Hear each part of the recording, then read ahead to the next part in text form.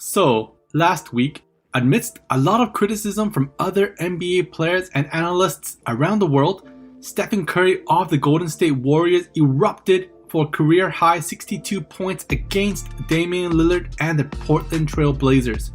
It was just a pure MVP performance by the two-time MVP, and after a year of absence from the game, people are remembering just how fearsome Curry and the Warriors are. I wanted to make this video here today and explain all the shots Curry made in this historic performance, minus the free throws, which unfortunately snapped his 80 consecutive free throw streak, but hey, he made a new career high, so that more than made up for it. Hit the like button if you are a basketball fan, subscribe if you're new, and welcome back to Hoop Reports, where today we'll go over all the field goals in Stephen Curry's 62-point MVP performance. Just for a quick stat of this game, Curry attempted 31 field goals and made 18. He shot 16 of those field goals from behind the three-point arc and made 50% of them. At the free throw line, he shot 18 for 19.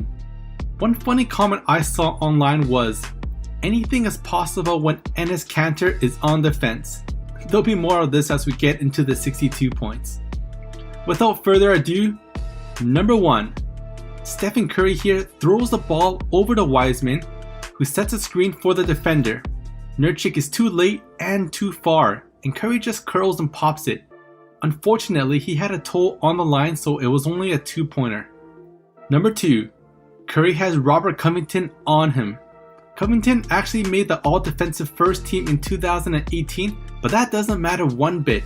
Curry puts him in the blender and blows past him with a series of moves and finishes at the rim for 2 points. Number 3. Curry probably took this one personally for what Damian Lillard said about him.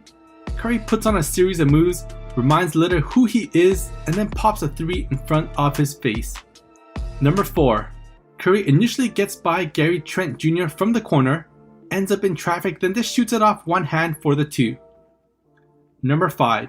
Curry is initially defended by the 2020 Slam Dunk champion Derrick Jones Jr.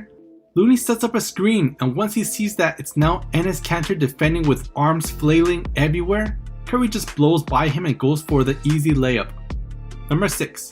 Curry is guarded by Damian Lillard, but Looney sets up a screen for a curl and pop. Once again, Curry sees that his defender is Enes Kanter and just lets it fly for a 3-pointer. Number 7. Enes Kanter is again trying to defend Curry, but Curry just goes right by him for the reverse layup. Number 8. Draymond Green initially passes it to James Wiseman, but Nurkic plays good defense. Wiseman then gets the ball back to Green, who sees Curry going for a backdoor layup against Covington. Steph just floats it in for the 2 here. Number 9. Lillard had his try earlier, now it's CJ McCollum's turn. Steph puts on a series of moves from beyond the arc and then pump fakes to get CJ out of the way. Once that dance is over, Steph shoots it for the 3. Number 10. Looney sets up a screen for the initial defender, Carmelo. Then Curry just drives towards the basket and finishes in traffic.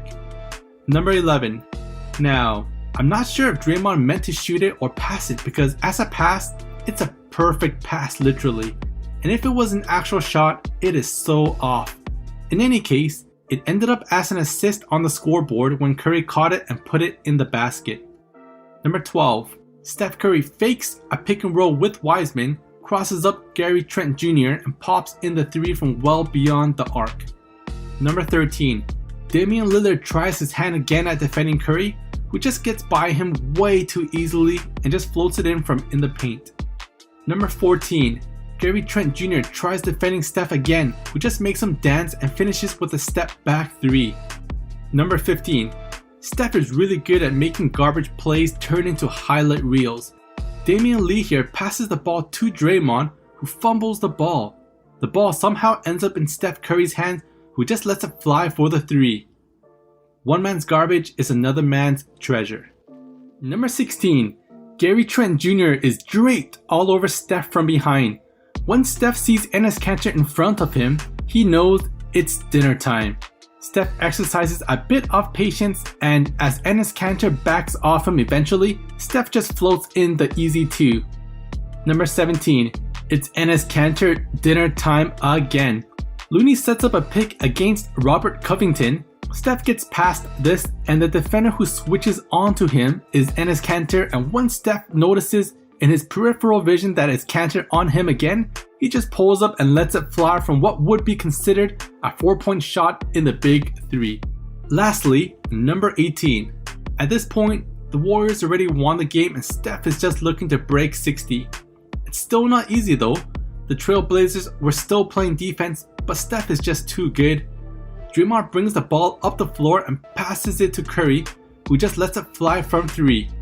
Even with Gary Trent Jr. and Robert Covington just a foot away from him, the ball doesn't even touch the rim. There you have it, ladies and gentlemen, the current career high of the best shooter in NBA history, and he made it look easy. It was just an incredible shooting performance, and it came at the perfect time to silence all critics. Let's see what Warriors fans online are saying about this historic night.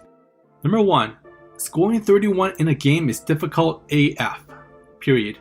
This man scored 31 in each half. Number 2. LOL. This is why we say, look at Curry, man, so inspirational. Dude is one a kind. Number 3.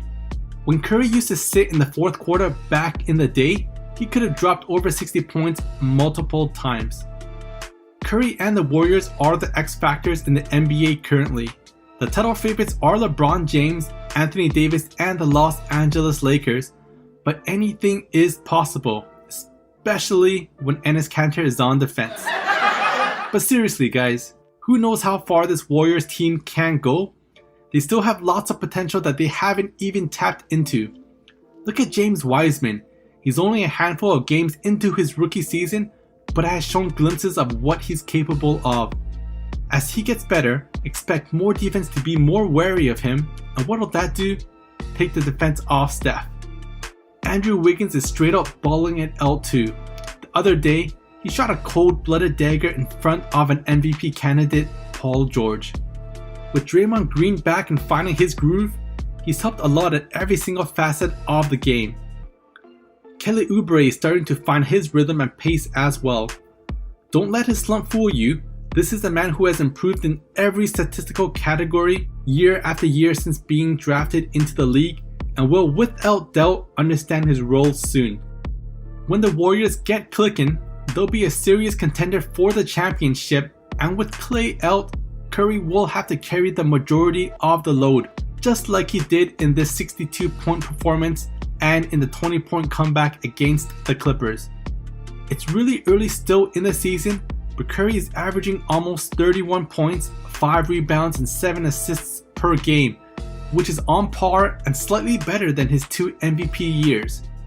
On top of all this, they are currently tied for 4th in the Western Conference standings, and who knows where they'll end up if Curry continues playing at his MVP level.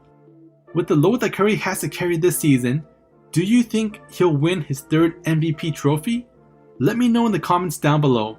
Also, smash the like button if you enjoyed this, subscribe if you're new, and I'll see you in the next video. Peace out.